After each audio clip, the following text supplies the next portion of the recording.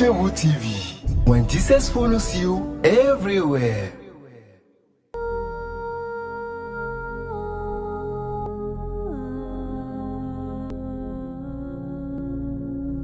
Shalom, shalom, chers téléspectateurs de la Christ Shewu TV. Que le Seigneur vous bénisse de partout où vous êtes. Et ce matin, le Dieu de gloire nous fait encore sa grâce parce qu'il nous permet de nous réveiller sur nos pieds et il nous invite encore dans cette émission de Rendez-vous Pasteur. Alors le thème sur lequel nous allons échanger ce matin, c'est l'identité du chrétien. Et par la grâce de Dieu, le Seigneur nous envoie un de ses éminents serviteurs dans cette nation que j'aurai le temps de vous laisser découvrir.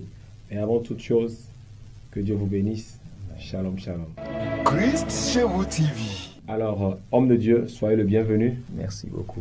Et bonjour à vous et la famille. Ça va par la les grâce activités, de Dieu. Dieu est agi. le ministère. Le ministère Dieu est dedans puissamment. Gloire à Dieu. Amen.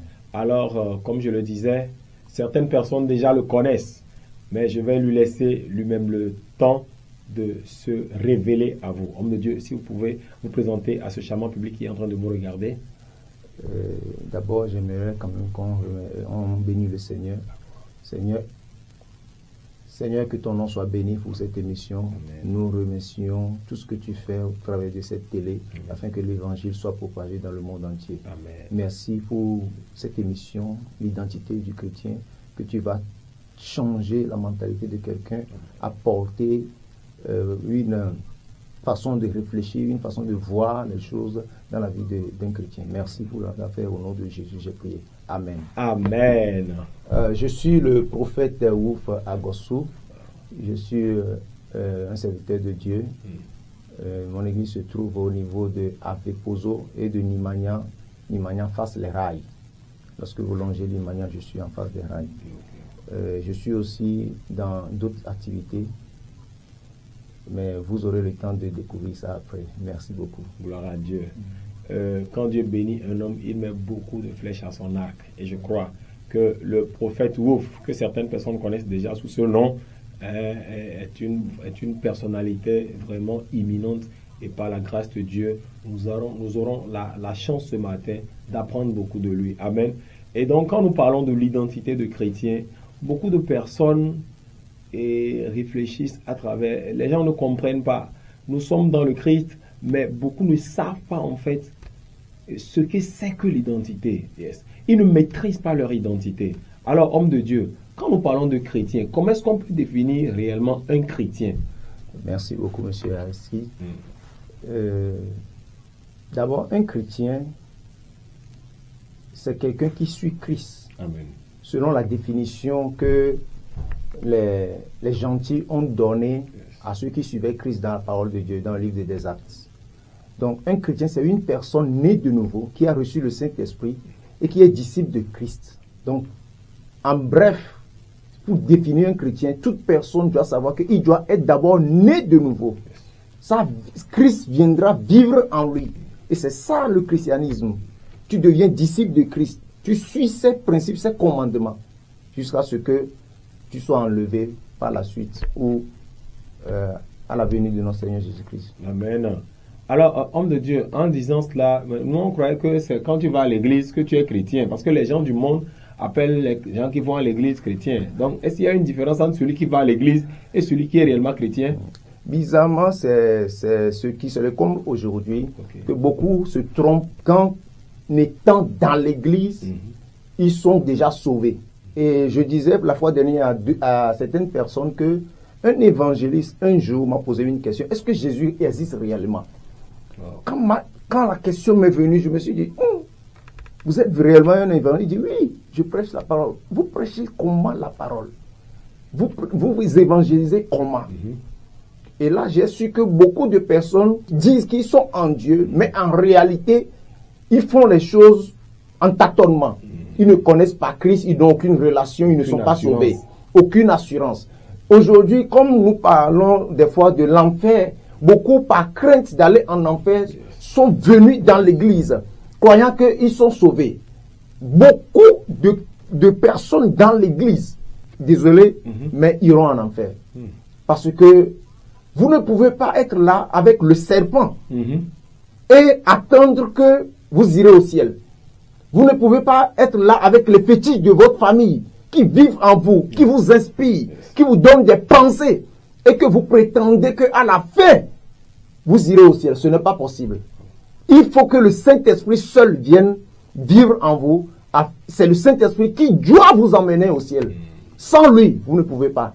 C'est impossible. Donc ce n'est pas seulement le problème des fidèles, même les hommes de Dieu, même ceux qui nous appelons hommes de Dieu, beaucoup dans des églises qui paraissent comme des prédicateurs ne connaissent pas Jésus-Christ.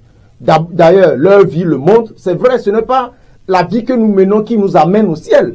Mais quand vous avez Christ, il y a une vie correspondante. Il y a une vie qui en suit. Donc, pour répondre à votre question, voilà. Mais j'aimerais quand même toucher du doigt ce que c'est que l'identité d'abord.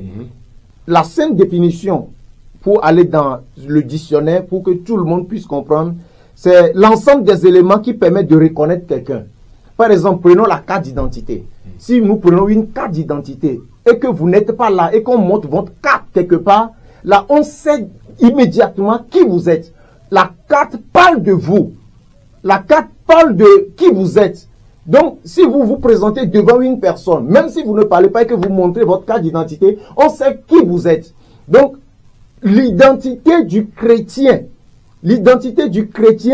c'est tout ce qui a rapport avec, avec qui vous êtes. Les caractéristiques qui peuvent définir ce que la personne est pour Christ. Donc, ça ne dépend pas seulement de lui, mais de la personne qui l'a appelé. Donc, quand le chrétien s'identifie à la nature de Dieu, à la nature de Christ qui vit en lui. Donc, si vous êtes réellement un chrétien, c'est pourquoi je préfère dire enfant de Dieu que de dire chrétien, puisque beaucoup se sont le nom chrétien et là, ça n'a plus de valeur. Mais il faut qu'on définisse, maintenant on parle du thème de enfant de Dieu pour que les gens pensent et croient que, ou bien comprennent que ils ne sont pas enfants de Dieu. Dieu d'abord, en faisant la création, a créé des choses. Il a créé les animaux, il a créé Adam et Ève. Si nous prenons l'ancienne alliance, personne n'est de nouveau. Donc, beaucoup sont des créatures de Dieu. Mais c'est à l'arrivée de Jésus-Christ, avec son sang versé, avec l'œuvre de la rédemption, que nous sommes parvenus à être enfants de Dieu.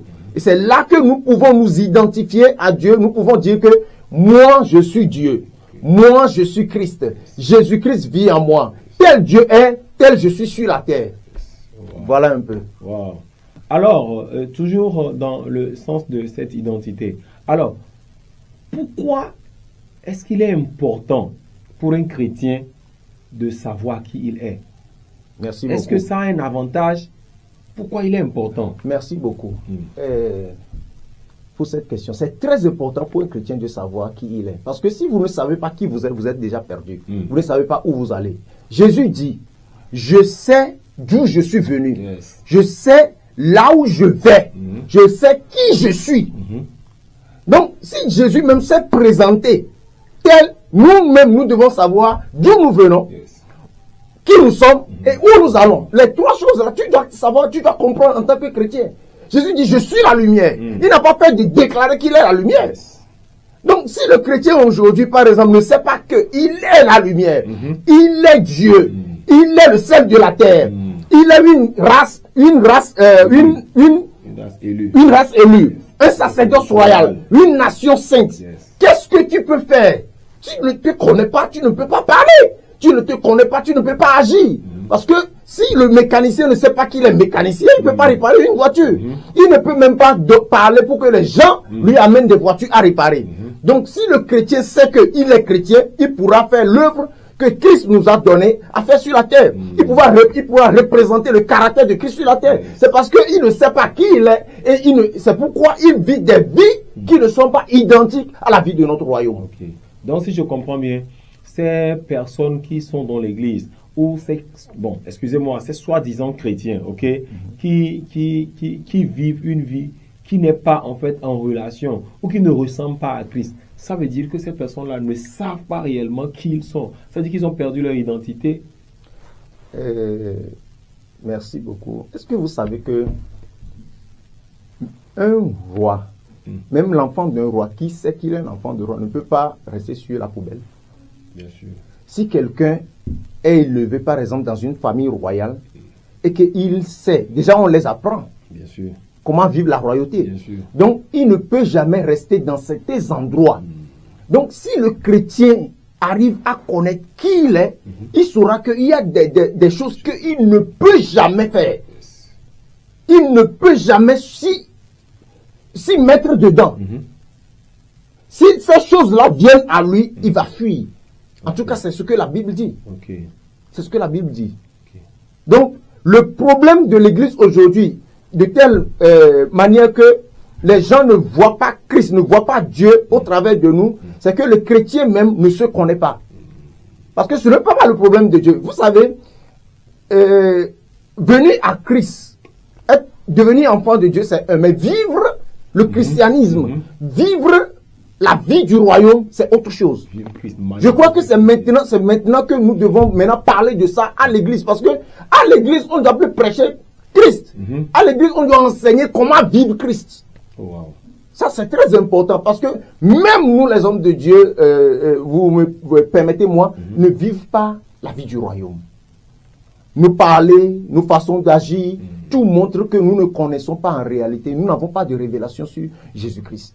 Je ne veux pas faire des comparaisons ici sur ce plateau, sur cette chaîne de télévision, que je bénis d'ailleurs dans cette émission qui est Rendez-vous Pasteur.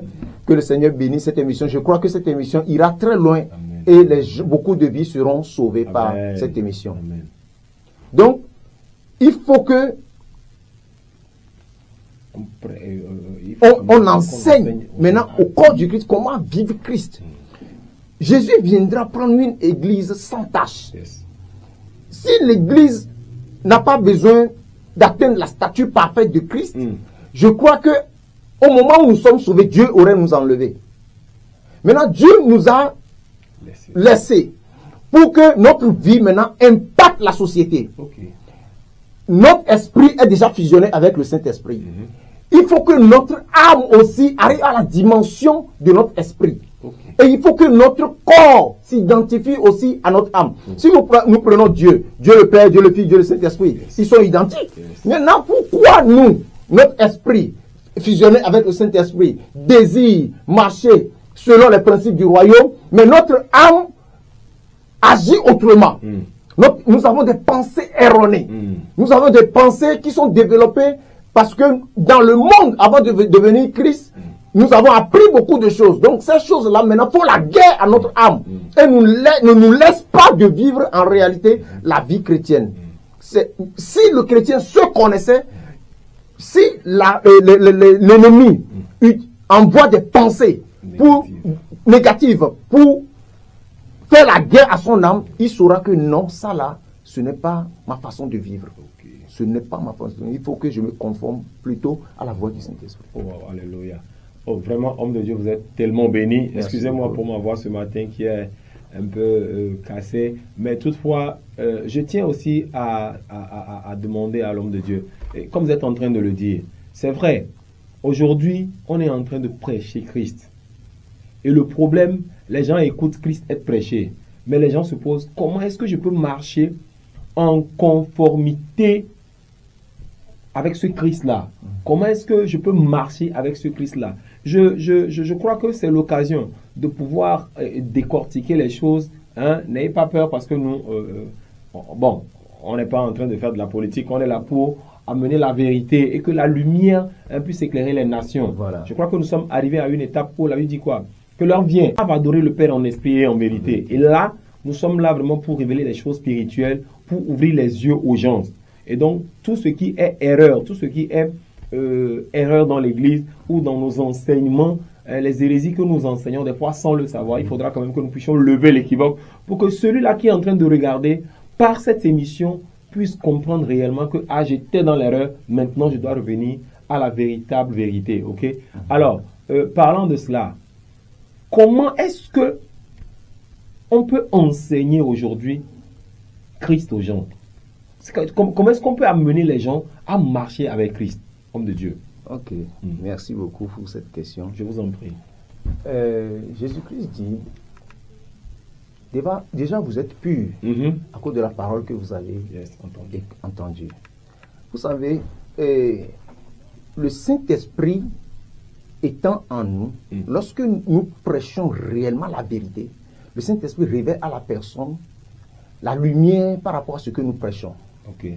Si l'homme de Dieu prêche une parole expérimentée, c'est-à-dire une révélation, parce que la révélation qui n'est pas expérimentée n'a pas de puissance. Okay. Si tu dis que tu as une révélation, il faut que cette révélation maintenant profite à toi-même d'abord. Si cette révélation, tu l'as mise en pratique et que tu libères cette révélation, la personne qui écoute la révélation sera changée. Sera changée. Vous savez, il y a pas beaucoup de choses à faire avant que l'enfant de Dieu marche sur la parole. C'est l'hérésie, c'est le mensonge qui s'introduit dans nos messages, qui fait que les gens n'arrivent pas à vivre en fait ce qu'ils écoutent. Okay. Par exemple, si le Saint-Esprit est en toi, et que je te dis que avec le Saint-Esprit, il faut des efforts pour aller au ciel. Vous savez, la personne va commencer par vivre la vie de lui-même. Il va faire des efforts. Il va vivre la loi au lieu de vivre la grâce. Maintenant, si la grâce est réellement prêchée et qu'il n'y a pas de mensonge qui est introduit, si le chrétien écoute, son esprit va réagir en conséquence. Est-ce que vous voyez? Non, parce que c'est un peu... Je ne sais pas comment vous expliquer clairement, mais ce que moi j'ai expérimenté avec le Seigneur, c'est que lorsque vous vous donnez à Christ et que Christ vient en vous, votre esprit est déjà inscrit, la parole de Dieu est inscrite dans votre esprit.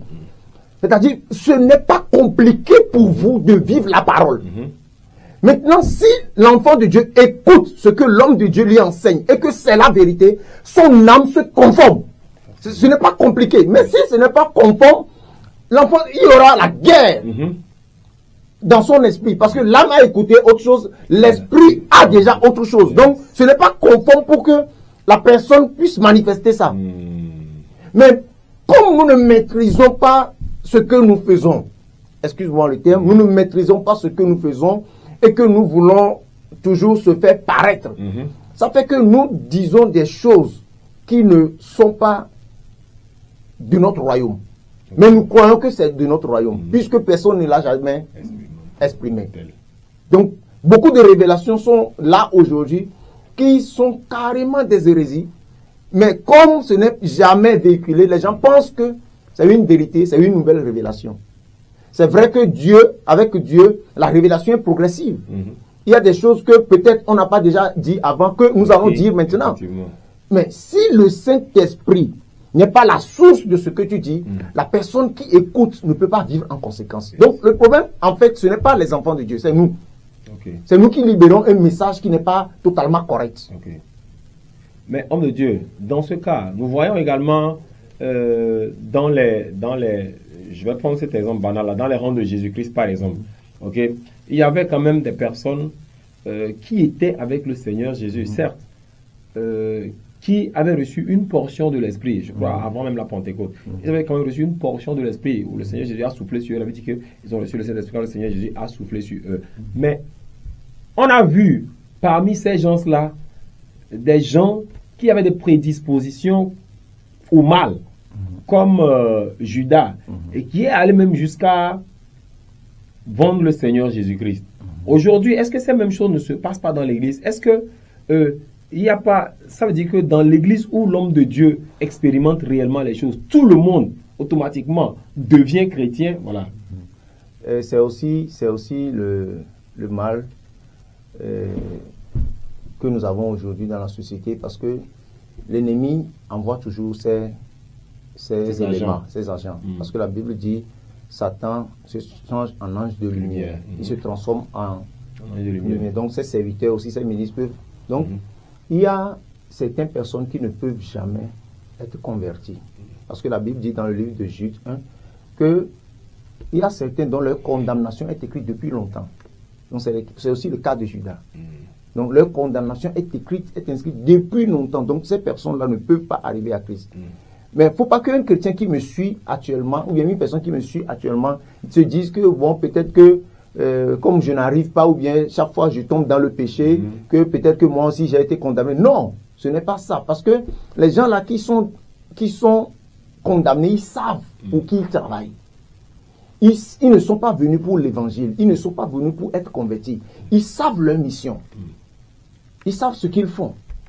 Mais les chrétiens, la personne qui veut aller à Christ, ou bien qui est allé à Christ, Dieu l'inspire et à devenir chrétien. D'abord, pour devenir chrétien, ce n'est pas de ta volonté. C'est Dieu même qui t'attire. C'est Dieu même qui t'inspire. Personne ne vient si le Père ne l'attire. Si le Père ne l'attire. Donc, si Dieu ne t'attire pas, tu ne peux pas devenir chrétien. De ta force, c'est impossible. De ta force, tu ne peux pas arriver. Donc, les faux qui sont dans l'église aujourd'hui, ils doivent être. Tout le monde ne peut pas devenir chrétien. Mais si la puissance de Dieu est à l'œuvre, les faux vont disparaître. Les personnes là qui sont là pour, à moins que ce soit un plan divin, sinon ils vont disparaître. Vous savez, le sorcier peut venir dans l'église. Bien sûr. Mais s'il tente de pouvoir attaquer un chrétien, le Saint-Esprit va le déshabiller. C'est ça. S'il est venu pour donner sa vie à Jésus-Christ, pour être converti, le Saint-Esprit le laisse. Le temps qu'il va écouter le message jusqu'à ce qu'il soit converti. Mais s'il tente d'attaquer les anges, le Saint-Esprit va le déshabiller. Donc nous devons avoir cette confiance-là, que le sorcier ne peut pas détruire l'œuvre de Dieu. Il n'a pas de force, il n'a pas de puissance. Même le bébé chrétien, le sorcier ne peut pas le détruire. Ce n'est pas possible. À moins que lui-même, il se laisse des failles sur lui et que le sorcier en profite. Ok, mais homme de Dieu, sur cette parole, l'apôtre Paul avait dit, je crois que c'était aux Corinthiens, il avait dit, j'avais projeté venir vers vous, mais Satan m'en a empêché. Ça veut dire que le diable peut empêcher les enfants de Dieu à atteindre certains objectifs. Si l'objectif n'est pas du plan divin. C'est-à-dire, le temps n'est pas encore arrivé pour que l'apôtre Paul aille là-bas. Mais il voulait quand même aller. Et l'ennemi l'a empêché. Mais d'autre part, même c'est Jésus-Christ même qui l'a empêché. Que non, n'y va pas. Est-ce que vous voyez? Si on appelle quelque chose là, le mot m'échappe un peu, la convoitise. Des fois, ce n'est pas de ce côté. C'est pour expliquer encore autre chose. Ce qui a fait que les chrétiens sont toujours attaqués souvent, c'est la convoitise. Vous savez, quand la Bible dit que le chrétien ne peut pas pécher, c'est vrai. C'est vrai. Mais si vous développez la convoitise en vous, vous allez aller au mal sans vous savoir, sans vous rendre compte. Est-ce que vous comprenez? La convoitise attire le mal. Parce que toute personne peut développer la convoitise sans l'aide de Satan. Satan te présente seulement la chose, tu convoites de tes yeux et tu le désires. Si vous avancez dedans, vous allez enfanter le péché. Est-ce que vous voyez? Donc c'est ce qui arrive à beaucoup de personnes qui tombent. Je voulais arriver aussi sur ce point, qui tombent. Mais je leur conseille maintenant de se relever, parce que si tu tombes, si tu es chrétien et que tu tombes, tu n'es pas un pécheur.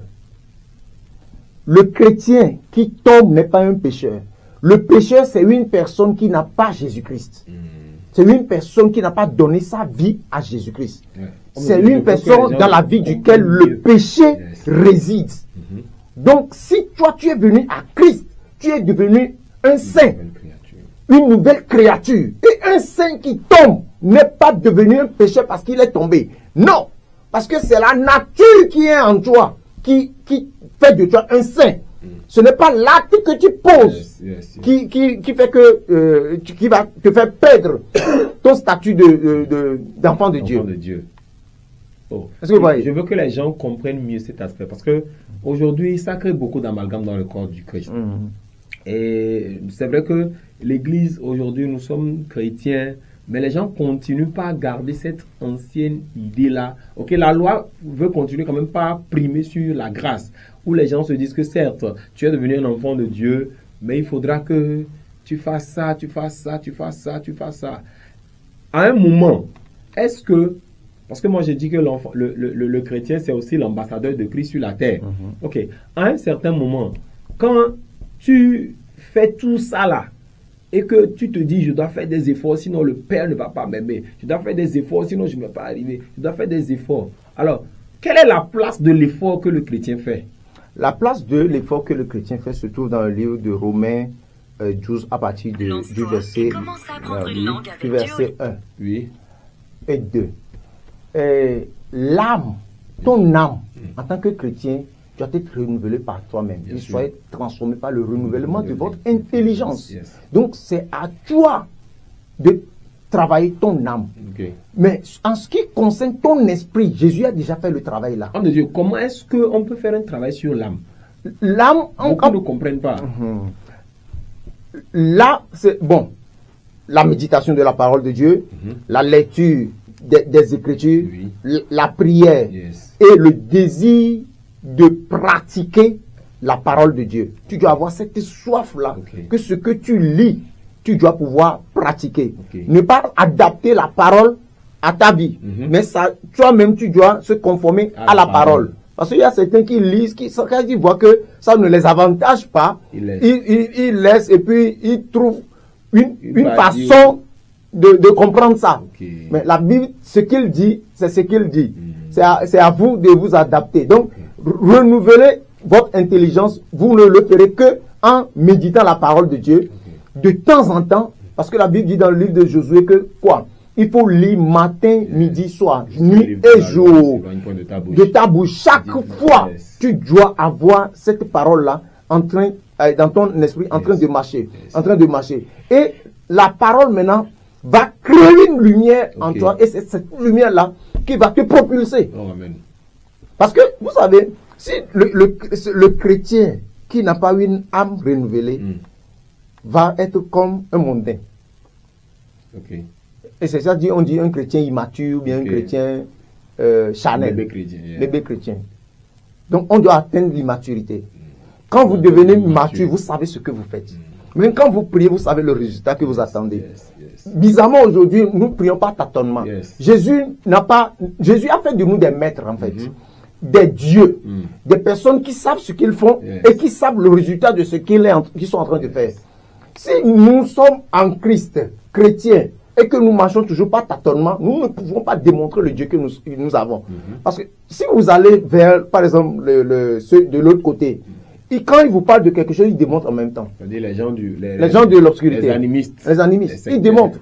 Donc, si nous disons que nous connaissons le vrai Dieu, et que nous ne pouvons pas démontrer que nous sommes sur la théorie, je suis désolé, il va falloir que nous changeons tout ça.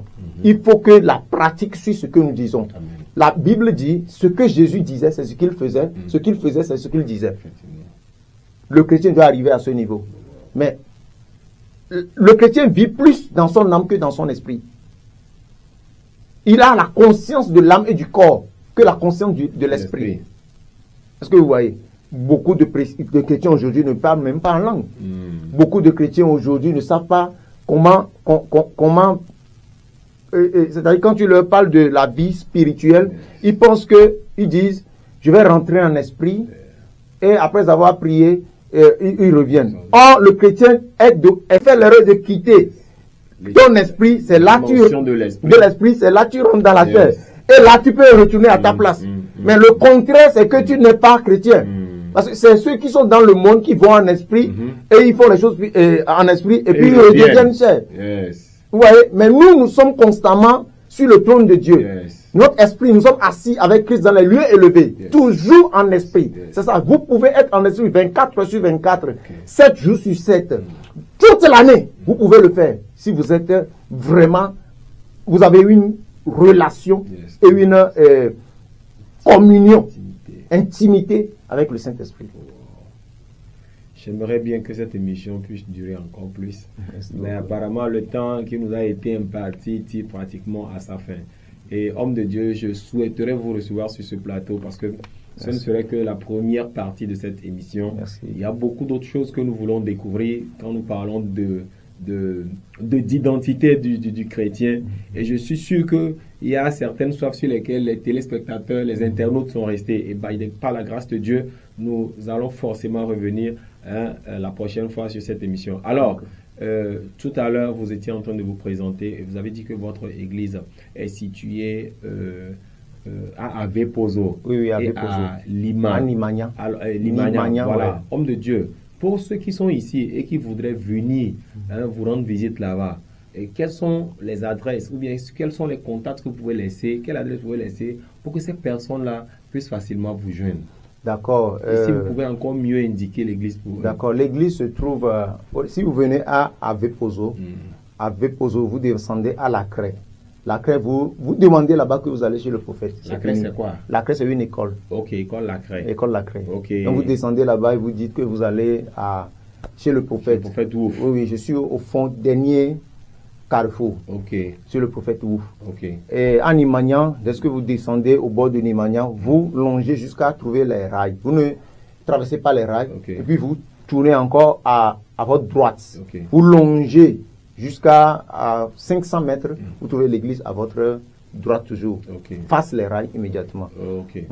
Alors, homme de Dieu, laissez-nous votre contact, s'il vous plaît, au cas où nous voudrions vous appeler. Bon, voilà, là, on va le mettre sur l'écran. Ça va s'écrire sur l'écran tout à l'heure. Je suis sur le plus 228 Oui. 98 05 77 77. Encore une fois. Plus 228 98 05 77 77. Ok. J'aimerais ajouter quelque chose. Il faut que, en résumé, tous ceux qui nous ont suivis sachent que si vous êtes chrétien, vous êtes un saint. Vous êtes la lumière. Vous êtes le sel de la terre. Vous êtes une nation sainte. Yes. Vous seul, vous êtes une nation. Yes. Une race élue. Yes. Vous êtes Dieu. Yes. Vous devez pouvoir exprimer facilement Yes. que vous êtes Dieu. Vous avez la divinité en vous sur la terre. C'est-à-dire le représentant direct de Dieu sur la terre. Si vous ne décidez pas sur quelque chose sur la terre, pour que ça change, Dieu ne le fera plus. C'est-à-dire si les gens du monde veulent connaître Dieu, c'est vous qui devez parler de Dieu à eux. Ils n'ont plus assez.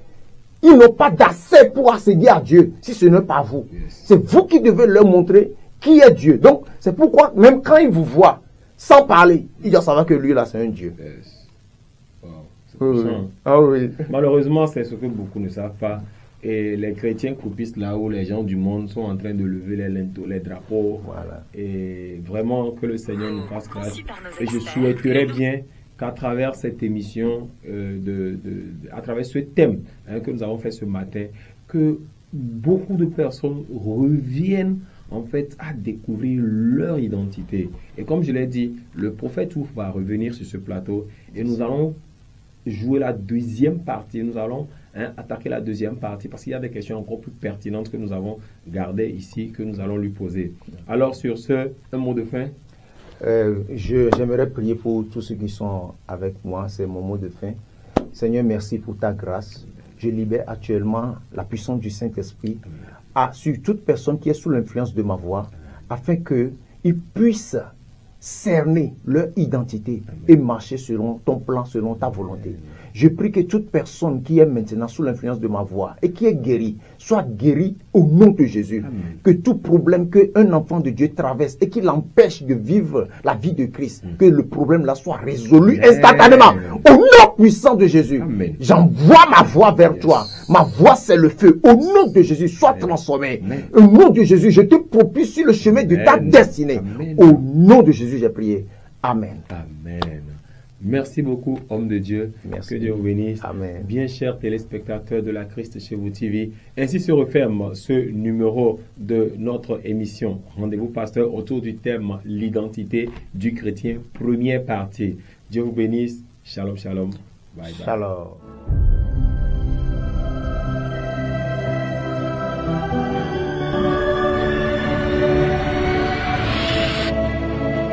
Christ chez vous TV.